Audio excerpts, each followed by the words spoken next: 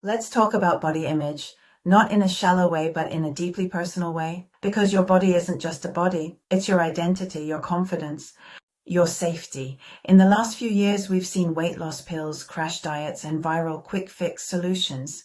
And it shows just how desperate our relationship with the mirror has become. I remember a season when I was deep in domestic caregiving. No sleep, no time, no space to breathe. And food became the one moment where everything stopped, just me, and a numb little pocket of safety. And then I started asking the questions many of us ask quietly. Does my partner still find me attractive? Do I even look like a professional anymore? Do I own clothes that fit who I want to be? Or have I disappeared behind my responsibilities? This video is not about dieting. It's about how body image affects our confidence, our relationships, and the way we show up in the world. You weren't born comparing yourself to others. You weren't born believing your worth was measured in weight, shape, or perfection. That voice was learned from culture, from social media, from comments made by others, from childhood messages that told you your body was something to fix, hide, control, or shrink. And here's the truth I want to start with today. Your body is not the problem. Your relationship with your body is where the healing begins. When you were born and entered this world, your body was assigned to you as your home. And your most important job has always been this: to love yourself with the same unconditional acceptance you deserve from the start, spiritually, psychologically, and physically. Welcome back, beautiful souls and seekers of healing, truth, and transformation.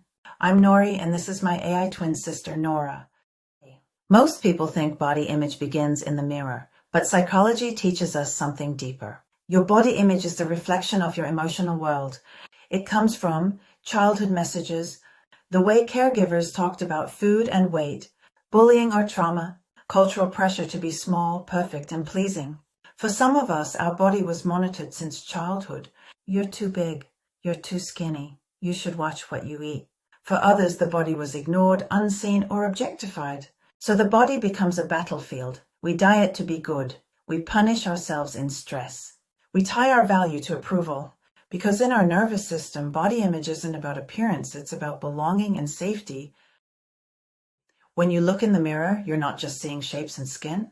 You're seeing every expectation placed on you, every comparison, every message about worthiness or desirability. Body image is not about how much you weigh. It is about, I want to be seen. I want to be loved. I want to belong. And that's the deepest truth. Your body is not the problem. The story you were handed about your body is. In psychology and neuroscience, we talk about the mind-body connection. When life gets heavy, the nervous system speaks through the body. When we're under stress, muscles tense, the body guards itself. The inner critic gets louder, shame shows up. Body dissatisfaction rises during the tender moments of life, breakups, grief, postpartum, illness, aging, or trauma, because the body becomes a container for emotions we never learned to name. I'm not enough.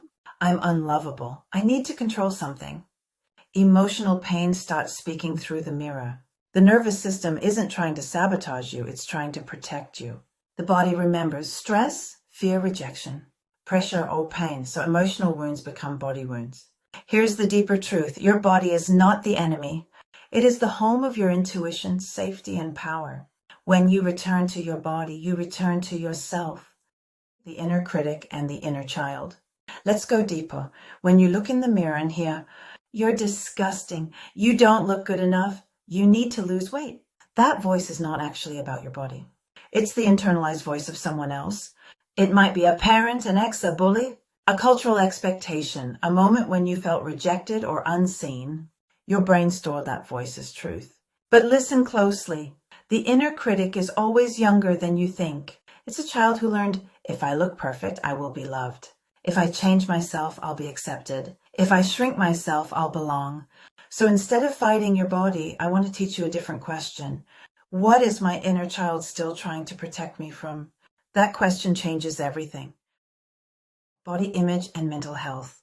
Research shows strong links between poor body image and anxiety, depression, eating disorders, low self-esteem, isolation and loneliness, perfectionism, shame, social anxiety.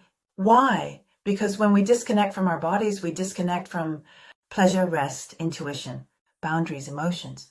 Healing your body image is not about loving your reflection every day. It's about reconnecting with self-compassion, safety, emotional regulation, identity, worth. Your body is not a project. It's a living story of survival. Somatic healing, what happens when you treat the body kindly. So what does healing look like? It looks like permission. Permission to eat when you're hungry, rest when you're tired, express emotions. Stop apologizing for your body. Stop negotiating your worth. The body responds to kindness. When you touch it gently, it relaxes. When you speak to it lovingly, it breathes. When you stop punishing it, it feels safe enough to heal. Body image doesn't change when you change your size. It changes when you change the way you speak to yourself. Practical tools. Here are a few gentle practices you can try right now. 1. Replace judgment with curiosity. Instead of, I hate my stomach, try, my body has carried me through so much. Shift from attacking your body to listening to it.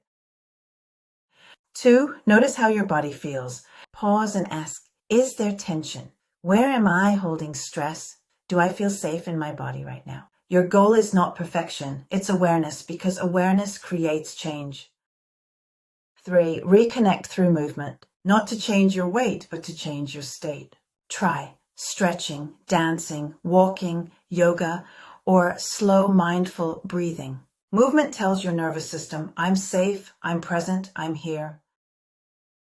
4. Speak to your body like someone you love, even if it feels strange at first.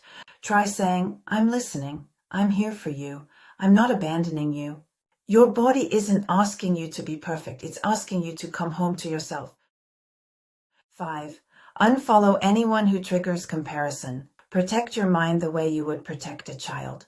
If a page makes you feel less, smaller, or ashamed, it does not deserve space in your nervous system. 6. Surround yourself with real bodies. Not filtered, not edited, not manufactured. Spend time around representation that reminds you, I don't have to look like a fantasy to be worthy. When you protect what you see, you protect how you feel. Your worth has never been defined by your size, your waistline, or a number on a scale. Your worth lives in your heart, your mind, your voice, your story, and your courage. Your body was never designed to be perfect. It was designed to be lived in, moved in, held, protected, and honored. You don't have to shrink yourself to deserve love. You don't have to prove anything to belong. You were born with worth. Nothing can add to it, and nothing can take it away. Your body deserves a relationship built not on shame, but on compassion. Thank you for spending this time with me. I'm Nori, and this is my AI twin sister, Nora, exploring body image, emotional wellness, and the psychology of self-worth. If this video brought you clarity or comfort, please like, share, and subscribe. And tell us in the comments, what's one thing you want to say to your body today? Where do you want your healing journey to begin? Because you, beautiful soul, you were never meant to shrink to be loved. You were never meant to earn your value. Your body is worthy, your emotions are worthy, and you are worthy exactly as you are.